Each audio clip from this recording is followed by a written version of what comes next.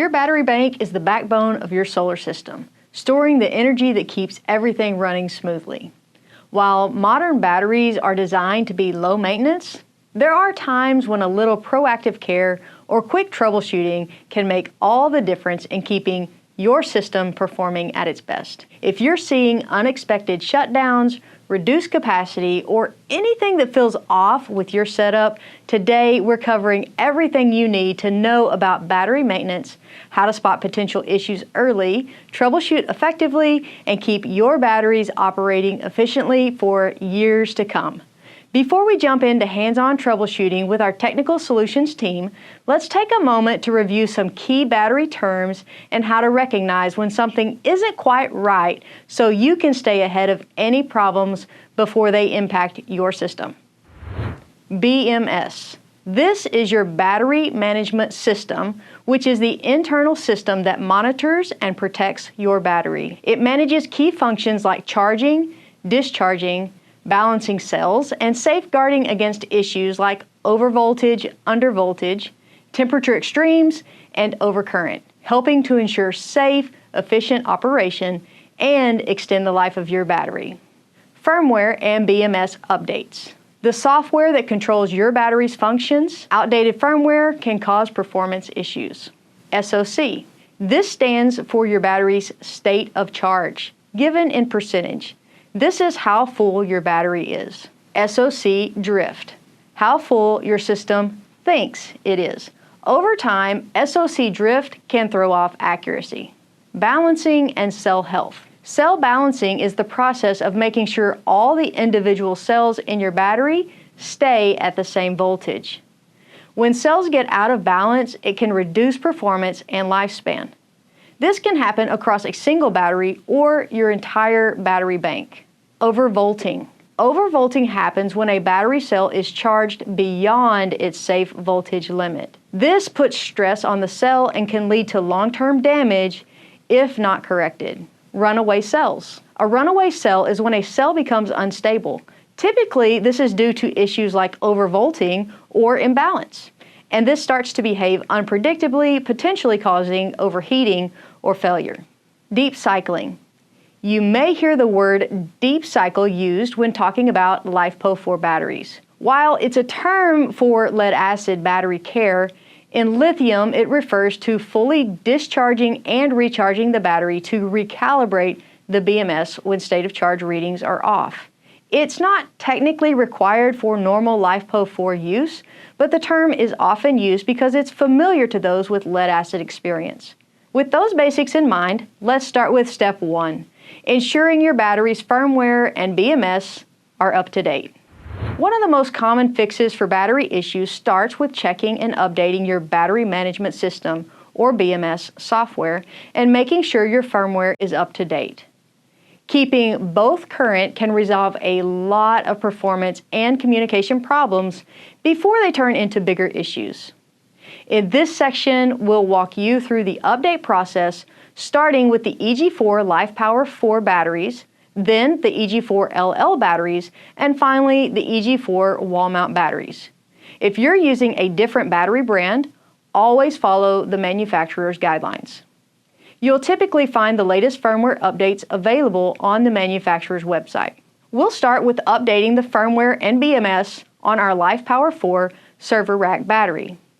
A few things to keep in mind before we get started. You'll be using BMS Test software, which is designed specifically for the LiFePOWER4. This won't apply to other battery models. Make sure your system is safe to work on by checking that there's no voltage on your bus bars. Always test with a voltmeter. If you adjust any dip switch settings, remember to restart the battery's BMS for the changes to take effect. You'll also need a read-write cable. Check if yours came with the battery or if it needs to be purchased separately. Keep in mind, whether you're updating the BMS or firmware, each battery in your bank will need to be updated one at a time. And for firmware updates specifically, be sure your batteries are isolated, which means disconnect the communication cables, stop any charging or discharging, and turn the battery breakers off before you begin. Now, let's walk through the process. You might want to run a BMS test if your battery ever shows any kind of red lights on your system, typically you'll see a red blinking alarm light, or it might be solid. You really need to run it if it's solid, because that's going to mean that the battery is in a protection status, and we kind of have to find out why in order to troubleshoot the system. So you will need a read-write cable. This one is kind of house-made. The one you'll get will be short and black typically. The main common factor is if you look at this part of the cable that will go into the battery, there will only be 2 wires on the inside, usually on the far left side if the clip is facing away from you. So the first thing you'll need to do is, one, just have a laptop on standby. Typically you would want a Windows laptop. We can do it with Mac, but it's a lot easier with the Windows laptop in our experience. So you can choose any port to plug it into, and then on your battery you will plug it into the left RS-45 port. And I typically have the battery off whenever I am connecting it. If it's in protection status, it's good to have the battery isolated, but not necessarily required. So the first thing you want to do on your battery is make sure that these red dip switches are all in the down position. This will give you ID 0. It's a lot easier to find and connect to the battery. And then we'll turn it on. All your lights will turn on. So for us, we don't have any alarm lights, but we have some state of charge lights, and we can get a more accurate reading with BMS Test. So to run BMS Test, first you need to download it from the EG4 Electronics website.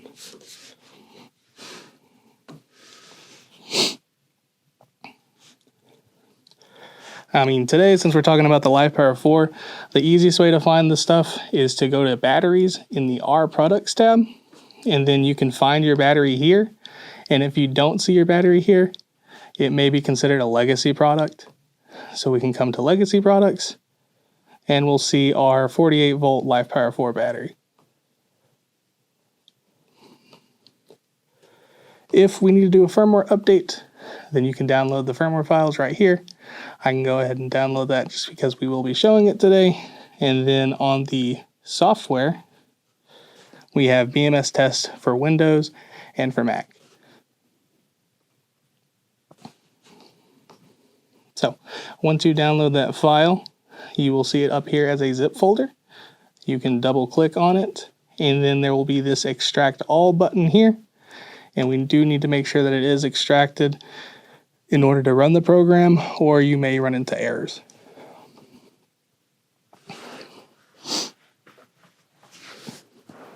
So once you hit extract, it will open the file for you automatically.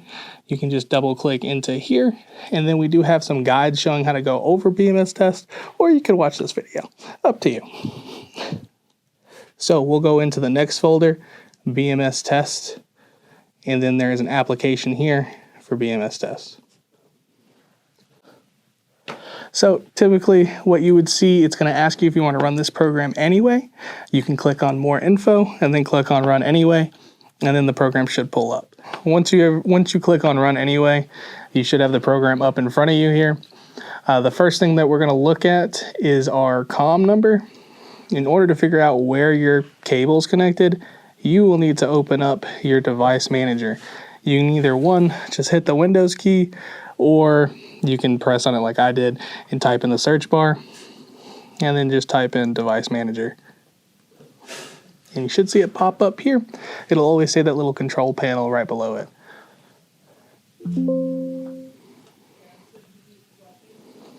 Then we're going to go down to ports. Should be in alphabetical order here, and we see our cable here. You'll either see it like this with the CH340, or it'll just say USB serial and then give you a COM number. So in our case, it's COM3, which is already here. I tend to hit port refresh, but it really doesn't matter. For us, it already looks like it tried to connect, so I'm just going to go ahead and disconnect and connect again, and you'll see at the bottom of the screen, status port opened successfully. Then you can go to your BAT info page. Here, if we're looking at just one battery, which we typically are, we want our PAX number to be 1, and because we have all the dip switches in the down position, we are going to be changing our starting address to 0. Oop. If I can do it. And then we'll click on add address to sequence.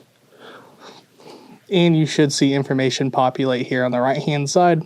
Typically you're going to see a red cell and a green cell. That's just going to be nothing to worry about. It just shows your lowest cell voltage and your highest cell voltage. That's how it calculates the differential. If you were getting an alarm on your battery, which in our case we are not, you would see this in the alarm status or in the protection status. And then we can troubleshoot with you over the phone to figure out what we need to do. So, but we also are able to see our true percentage here, and this should be something that's reflected on your inverter as well if you have BMS communication established. So, that's BMS test. That's really all you need to know on that front. And then we can go straight into the program upgrade.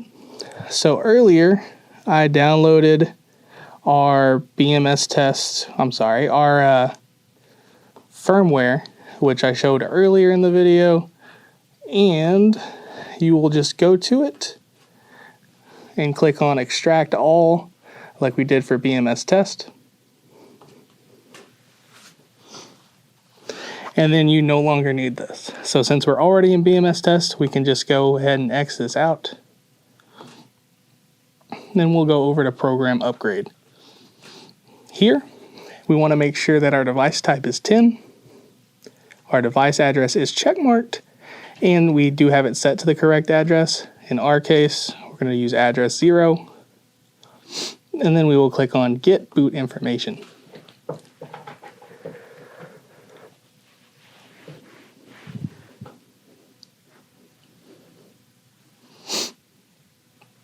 It may take it a second to load, but it should tell us what our hardware version number is, which will be what determines what file we'll use during the update. If it fails, you typically can just try again, and it should correct itself like ours did. Other times, you may have the wrong cable with you. It could possibly be a read-only cable. It's pretty rare, but if you bought your system very early on in the days of the LiFePOWER4, then you may have gotten that, and you may need to contact us to get the correct cable. So, our hardware version number is 0207. We'll just need to keep this in mind when we're uploading the file. So we'll click on Load Upgrade Program. And then we just need to find our firmware file. So typically the easiest way to do it is to go to Desktop, Downloads, and then you should see your file here. It'll say LiFePOWER4, 51.2 volt, 100 amp hour firmware. And you'll just click on through. And then we'll see BMS firmware here. And this is where the hardware number comes into play. So since we are using 0207, we're going to click on 0207. Click on our final file. If you double click on it, it'll close automatically, or you can just hit open. And you should see it loaded here. In which case you can go ahead and hit upgrade start. So while this is updating, one thing you'll notice here, whenever you're in the BAT info page, you actually see what firmware version you're on. So in this case, we're on 3.37 before the update, and you'll notice that it will change whenever we go back to the BAT info page to 3.40 if we're on the latest firmware. And it should only take about a minute. Whenever the firmware update is successful, it will tell you so down here.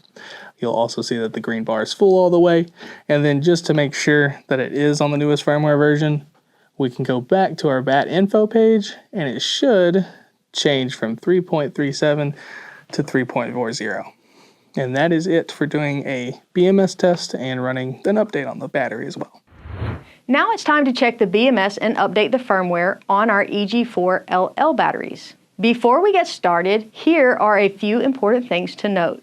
For the LL batteries, you'll be using BMS Tools software. This is specific to the LL series and different from what we used with the LiFePOWER4. We're running BMS Tools to check the settings, make adjustments if needed, and ensure everything is communicating properly. Just like before, make sure your system is safe. Check for voltage on your bus bars using a voltmeter before doing anything else. If you need to adjust the dip switch settings, be sure the battery BMS is off and your battery breakers are in the off position. Once you've made changes, turn the BMS back on to apply them. When it comes to firmware updates, remember that each battery needs to be updated individually. There's no multi-pack option for LL batteries. That feature is only available for server rack batteries like the LiFePOWER4. And if you're wondering about the Wallmount batteries, those follow a similar process to the LL batteries, but due to different amperages, they won't use the multi-pack updates.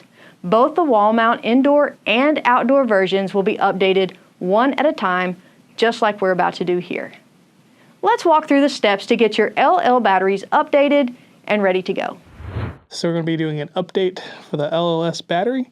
You know that you'll have the LLS battery if you have this sticker right here, and it says V4, or you can just look at your order. For the first part of the update, you will need your handy dandy read-write cable, which I already have plugged in, and you'll plug it into the RS485 port. You want to make sure that all your dip switches are all to the right, and then you want to make sure you leave this breaker off. It does not have to be turned on at any point during the update. This update will be for each battery separately. Every time you're doing an update, please ensure that you do have the breakers off, and BMS is the only thing you'll turn on. I also recommend disconnecting any cables that you have for communication between batteries as well. Take a picture of how you had the dips set, as well as how you had the cables connected. And then once you're finished, you can go ahead and plug everything back up. But during the update, make sure you do have all those dips all to the right, at least during that process. So we're running BMS tools. Make sure there's no voltage on these bus bars here. You can test with your voltmeter. There shouldn't be anything here if your breakers are off, like in this situation. However, if they were on before, you will need to let the voltage dissipate. So if there is no voltage present here when you do test, then you can go ahead and start plugging in those cables safely. If you have any communication cables, I'd also recommend going ahead and just unplugging these, like so. And then we can turn on the BMS with just the silver power button. And then it should light up. All right, now to go find the firmware that we are looking for, you can go to the EG4 Electronics website, go down to our products, and you will see batteries here. We are doing the LLS, so it is right here. Click Learn More, and we can scroll down to the firmware file. Click on Firmware, and then the multi-pack will only be used if you are mixing different EG4 battery server racks, such as the LiFePOWER4 or even the LLV1, if you have those mixed in with your LLS. So I'm going to go ahead and re-download this firmware file.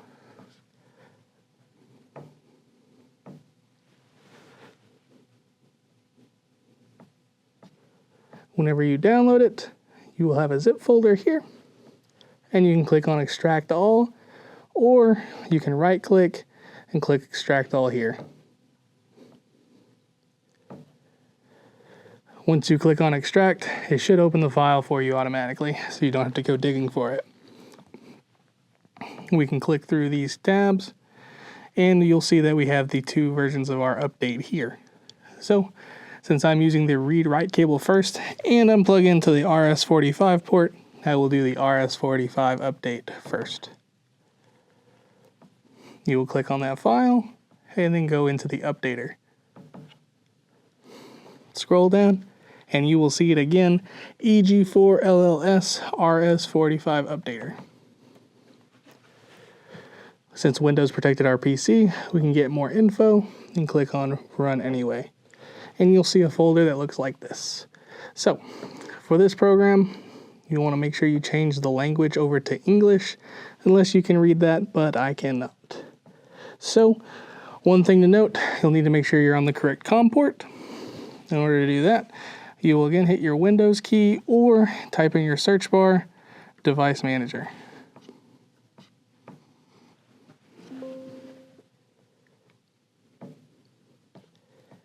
When that opens up, you will go down to Ports, and you'll see your USB serial here.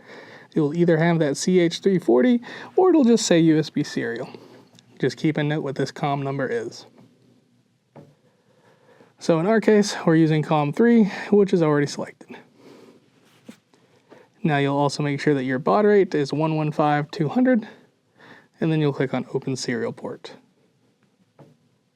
If you got the error that I got saying that check to see if your COM port was occupied, you will go to your device manager.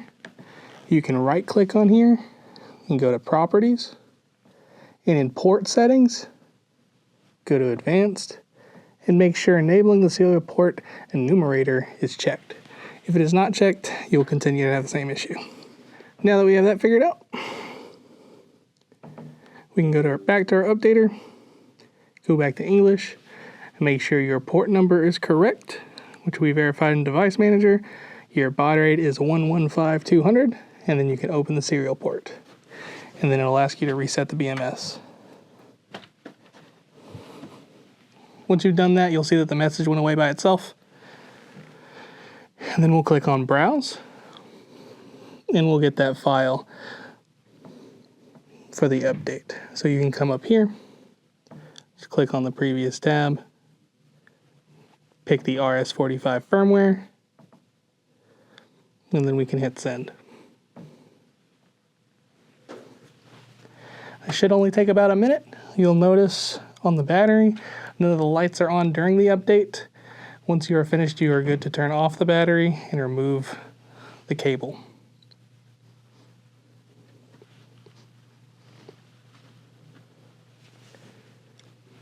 So you'll see that the file was sent successfully, and we'll just go ahead and hit Close. And we'll close the serial port and unplug it from the battery. You'll notice that all your lights came back on, so did the screen. So you've successfully updated half of the update towards the battery, and then we will have to start another one. For the second part of your update, you will need an RS-232 cable, which should have came with your battery, but you can also get it on our website if you have misplaced it. This cable will actually go into one of your battery COM ports. It does not matter which, I usually pick the top one. Now that we have our RS-232 cable plugged in, we can go ahead and start the next update. So you can go back to your firmware folder, and you'll see a folder titled RS-232 Update. We'll also go into the updater and click on the program. Once you've clicked on the updater, you can click on More Info and Run Anyway. So this is very similar to how it was before. You will make sure that you are on the correct COM port, which we can check with Device Manager.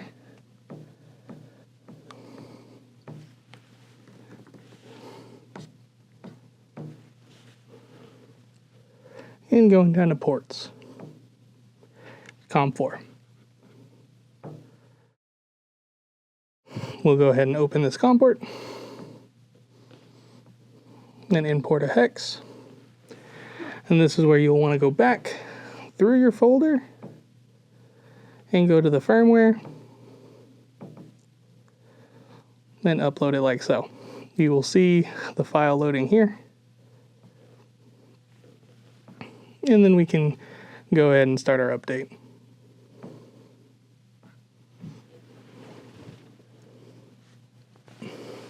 So once it says 100% and it does say update finish, you can go ahead and close the COM port and disconnect your cable, and you have successfully updated your LLS battery. Whenever you are doing the update, you will not see any of these SOC lights or alarm lights or any of those things on. You'll only see a light coming from the COM ports. So that's something to know to let you know that you are doing the update. Whenever you are finished, all your lights will come back, so will the screen, and it'll still show your battery in standby. If you ever need to double check, you can always check out our BMS Tools video, and you'll see it online there, and you can see that firmware version. If you were updating your master battery, so you want to make sure that you do shut the battery BMS off, and then you can go ahead and change your dip switches to how they were originally. In our case, we're going to go ahead and change it back to the master ID, which is the first dip switch to the left and all the others to the right. And then it should be able to communicate with your inverter successfully. Next, we're updating our EG4 wall-mount batteries. And whether you're working with the indoor or outdoor model, the process is pretty much the same. One thing to remember during each of these updates is your dip switch settings. Once you've finished updating, be sure to return everything to its original setup.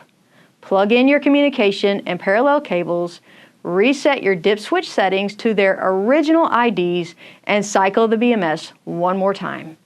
With your firmware and BMS updates complete, your system should be in good shape. Today, I'm going to be showing you all how to update either one of our PowerPros. This video will apply to both of them. This is going to be very similar to the LLS battery, so you will need the same two cables as before. This will be your read-write cable. It should look similar to this, as well as an RS-232 cable. So this will be a two-part update. So the first thing you need to do is, one, make sure you have all your battery off, and then you want to make sure you move all your dip switches to the up position, as well as disconnect any communication cables, either from the battery to inverter or battery to battery. Once that is done, we will want to make sure we go to the EG4 website, which I have the home page up already here. You will go to the R Products tab and go to Batteries and find your battery. So you should see both the all-weather battery and the indoor battery here. Now the firmware is the same for both of them. So you will see both of them here, but they are the same firmware. So I would recommend actually downloading from the all-weather battery here, because it will have both updates in the same file, while the other one will only have your RS-232 update. So we'll go to the all-weather battery, scroll down to the download section, and you'll see firmware. And then we have our EG4 wall-mount all-weather battery firmware file.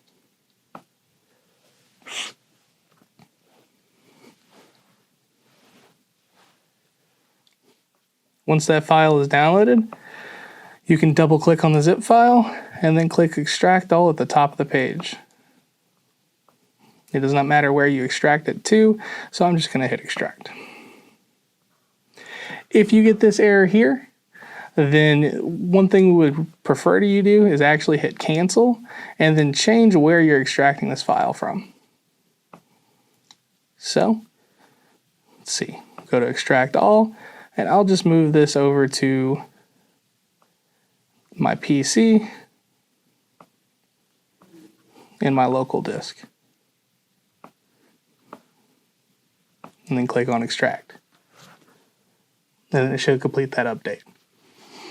So, now that we have the folder extracted, you're going to go into the PowerPro folder, and we're going to do the RS-45 update first.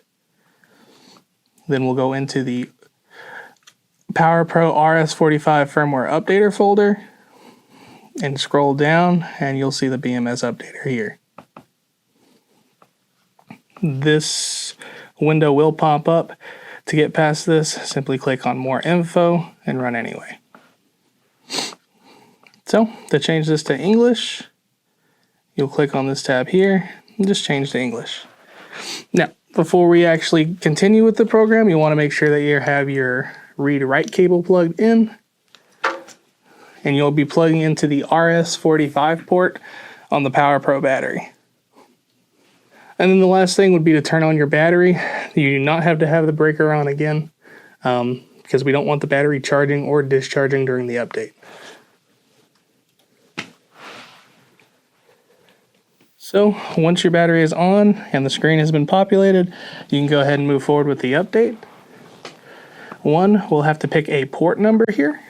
Whenever you pull up the program after you have it connected to your battery, you'll see a port number here, and it is COM3 for me. You can always double check this by going to your device manager.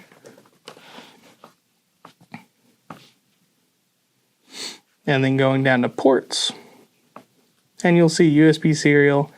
It'll say either USB serial or it'll say the USB serial CH340, and it'll have the COM number next to it. So ours matches, so we're good to go. Your baud rate will stay the same, 115/200, and then you can open the serial port. Okay, so if you get the error code that I just got before, this is the one we actually got in our last video. So I figured out how to fix that. We will just go to open up your device manager again.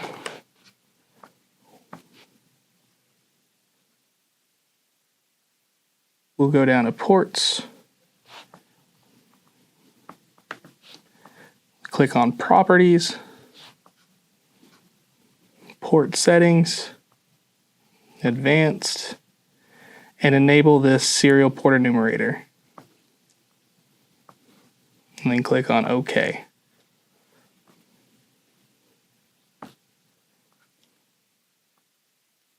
And we will try again. So once you do that, it'll move forward in the program. It'll ask you to reset your BMS. You will just hit the power button off, let the lights turn off on the front, and then turn it back on. And then that window should close by itself. Once it has done that, you will click on Browse, and you will go to your firmware file folder wherever you downloaded it to.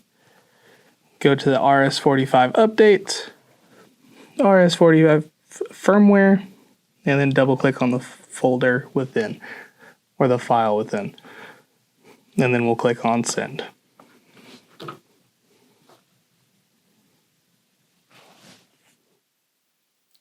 You will then get a success message saying file sent successfully, and then you can go ahead and close it.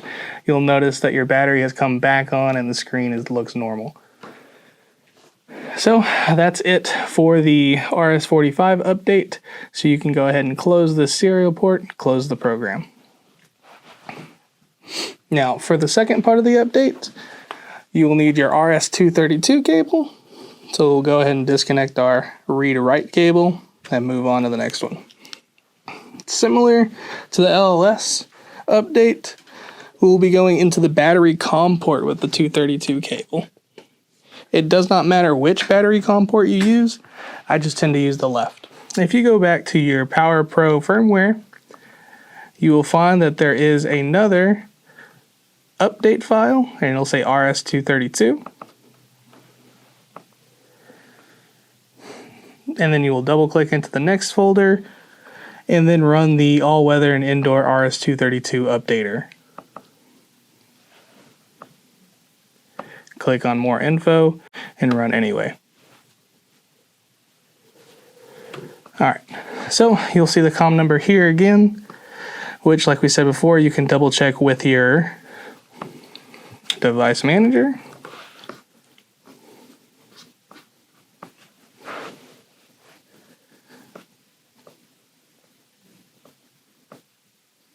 Which ours is showing COM4 now as well. So you will then want to import your hex file. So when you click on that, it'll open your folder again. Just go back to the all-weather indoor RS-232. And you'll see this RS-232 update. Then double click on that hex file. Now that we've imported the hex, we can open the COM port and start the update.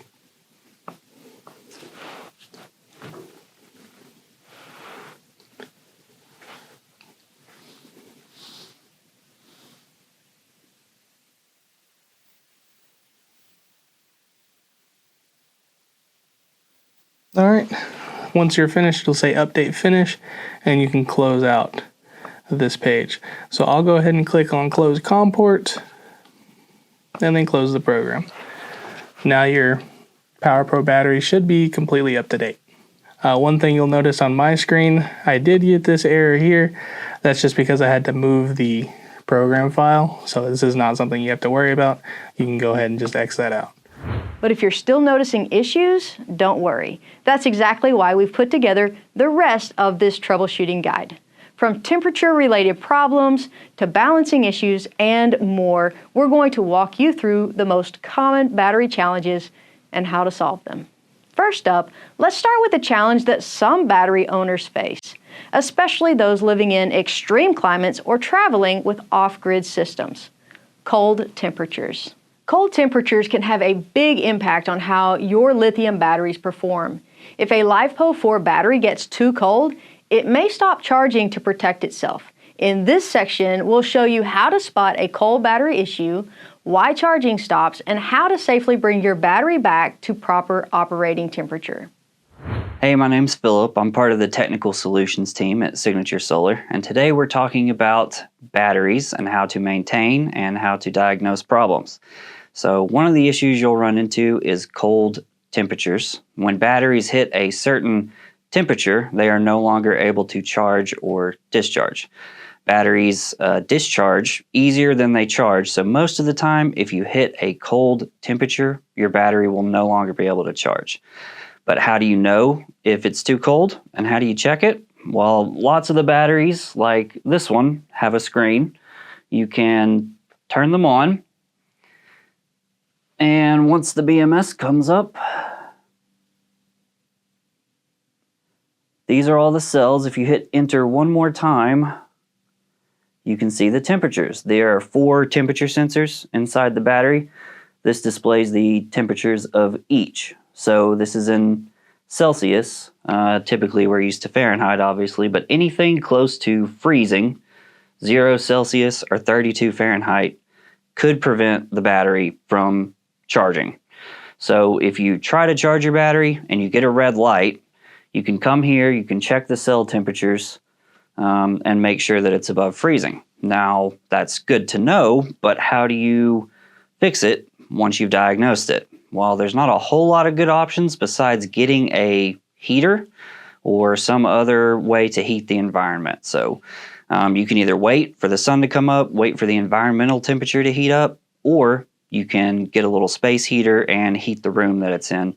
Because it's easier for batteries to discharge than to charge, you may be able to take a cold battery, run your inverter, heat the environment up above freezing so that you can get it to charge with your PV throughout the day. So that covers EG4 batteries and EG4 batteries with screens where you can view their temperatures on the screen. But what if you don't have an EG4 battery, or your EG4 battery doesn't have a screen? What do you do then?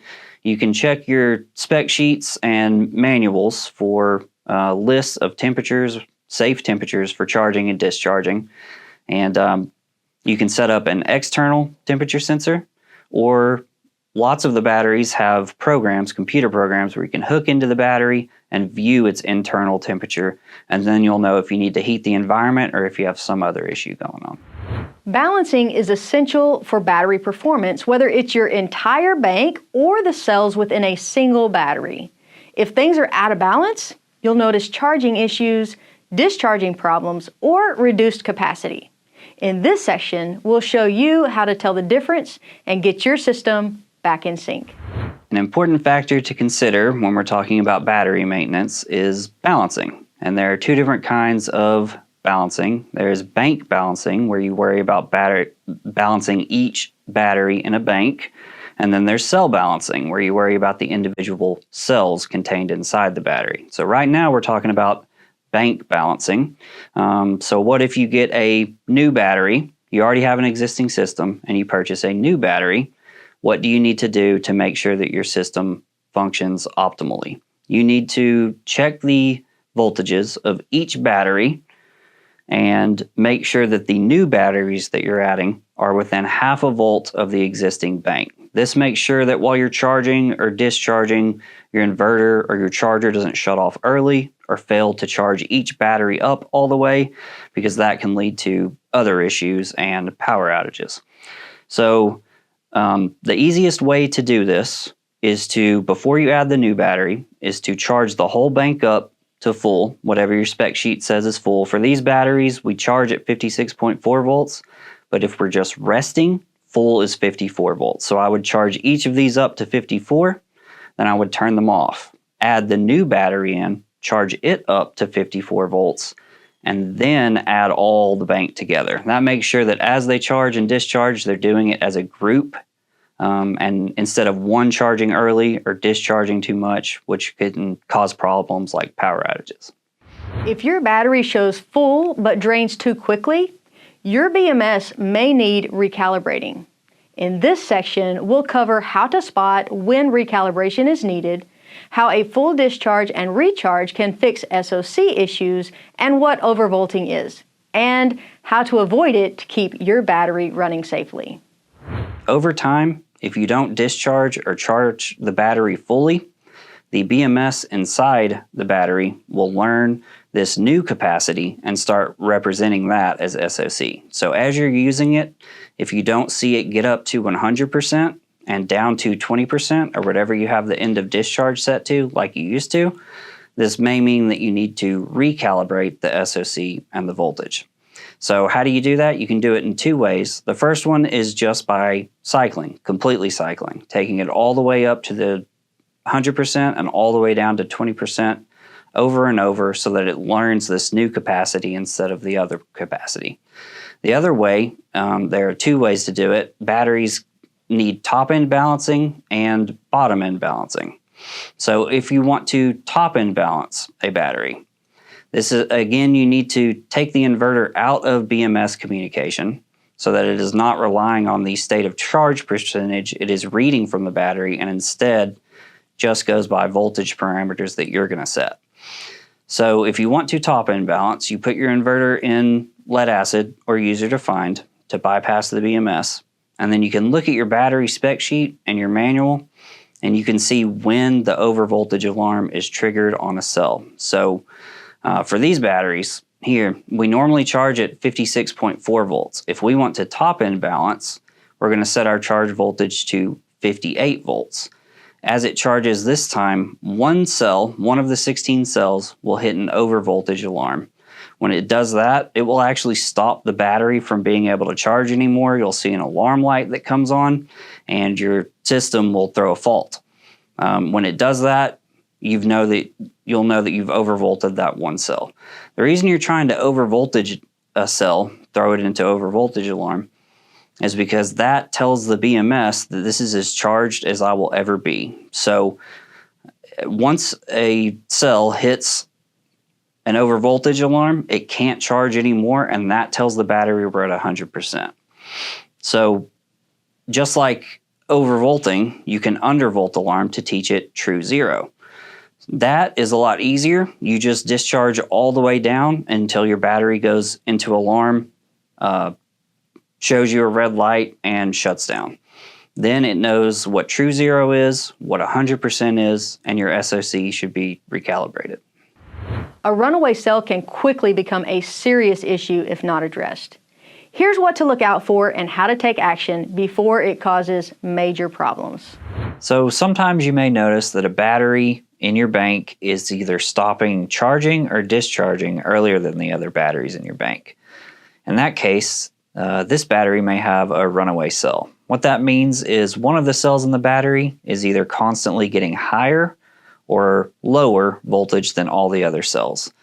While this can be caused by a lot of different things, there's a couple steps you can take to try to fix it. One thing you can do is to lower the amperage, the charging or discharging amperage on your inverter.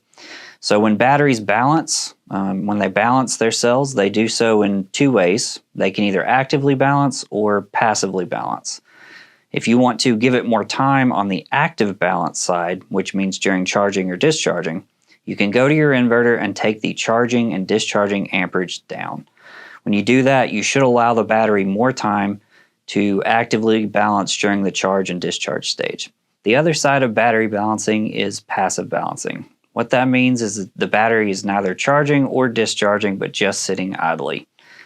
While a battery is sitting idle, the BMS can move voltage between the cells to balance them out. So the goal here is to charge the batteries all the way up and then have them sit idle for about 30 minutes or an hour.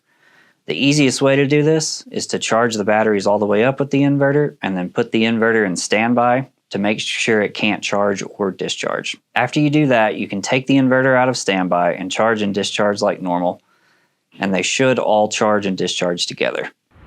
Now that we've covered troubleshooting, let's talk about keeping your batteries out of the troubleshooting zone. What regular maintenance can you do to get the most out of your battery bank? Let's break it down. So if I were going to provide my top tips for maintaining your battery and getting the most out of its lifespan, first of all, the nice thing about these batteries is they don't need a whole lot of maintenance, but there are a couple things that you can do to make sure you get the full cycles out of them. The best thing that you can do for them is to use them regularly. They're designed to be charged all the way up and discharged all the way down. Doing that ensures that you'll get the most cycles out of it. The other thing is just occasionally check on the cell voltages. Make sure you don't have any runaway cells or any kind of drifting going on. Make sure that all the cells are getting charged all the way up and discharged all the way down, and you'll be able to use your battery for a long time. Keeping your batteries in top condition doesn't have to be complicated. By staying on top of firmware updates, BMS checks, proper balancing, and regular maintenance, you can maximize the lifespan and efficiency of your system. If you run into any issues, we hope this guide helps you diagnose and resolve them quickly. I also want to give a big shout out to our technical solutions team for sharing their expertise and always being ready to lend a hand. If you've gone through this guide and still need a little extra help, don't hesitate to reach out to them. They're always happy to assist and help you find the right solution for your system. If this was helpful, stay connected for more tips and updates by subscribing and following us on Facebook at Signature Solar US. I'm Kelly with Signature Solar, empowering you to own your own power. We'll see you next time.